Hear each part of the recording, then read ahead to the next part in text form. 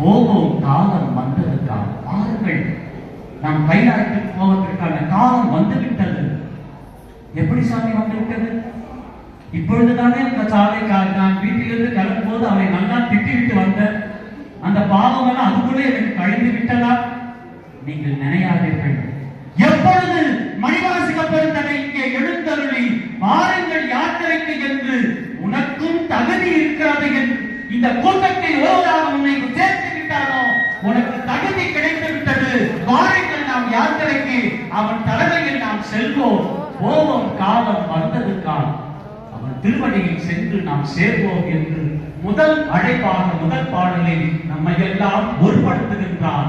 வந்து சேர்ந்த பிறகு மணிவாசகர் சொல்றார், இப்ப உங்களை எல்லாம் ஐயா வந்து திருவண்ணாமலைக்கு அழைத்து வரணும்னா 2 பேருக்கு வரும்பொழுது ஐயா அவர்கள் நிறைய உங்களை எல்லாம் ஒன்று கூட்டி நீங்கள் காலையில 7 மணிக்கு வந்துடணும், அவங்க உணவை அவங்க பார்த்துக்கணும், அவங்க பொருட்களை நீங்க எல்லாம் பார்த்துக்கணும், யாரும் தொலைந்து விட்டதா என்னிடம் வந்து சொல்லக்கூடாது, திருப்பி வரணும்னே நான் எங்க போறணும் கும்பலா வரணும், யாராவது தனிமை விடுதப்பட்டா அதுக்கு நான் பொறுப்பல்ல, இப்படி எல்லாம் சொல்லி உங்களை அந்த திருவண்ணாமலைக்கு அழைத்து போகிறார் என்றால், அப்போ சிவபெருமான் செய்த வேலையை மணிவாசகர் எல்லோரையும் அழைத்துக் கொண்டு போவதற்கு தயாராகி விட்டாரே.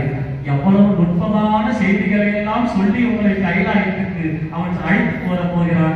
அந்த நுட்பமான செய்திகள் தான் பின்வரும் பாடல்கள். முதலிலே வாருங்கள், இந்த தேதியிலே இன்று மாலை மணிவாசகர் நான் வரப்போகிறேன், எல்லோரையும் அழைத்து போகிறேன் என்று ஒரு முறைக்கு அழைப்பு விடுத்தான். அந்த அழைப்பை எடுத்து இத்தனை பேர் வந்து அமர்ந்து விட்டீர்கள். அமர்ந்து விட்ட காரணத்தினால் அவன் யாத்திரைக்கு அழைத்து போகிறான். அழைத்து போகும்போது என்னென்ன சொல்கிறார் என்பதை அடுத்த வர பாடல்களில் நமக்கு அவனே எழுந்தருளி அந்த சூட்சமங்களை நமக்கு அளிப்பான். 2வது பாடல்.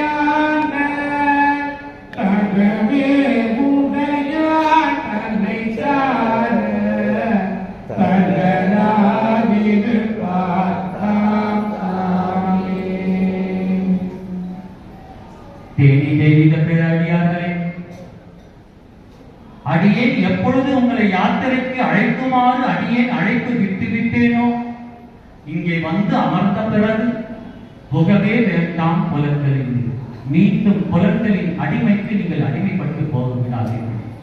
ஏன்னா இது நான் வெறும் பேச்ச கேட்டுதான் வந்து என்ன பிடிச்சி உட்கார வச்சு கையாளத்துக்கு போகலான்னு என்ன அழைச்சிட்டு போற மாதிரி என்ன கூப்பிடுறானே.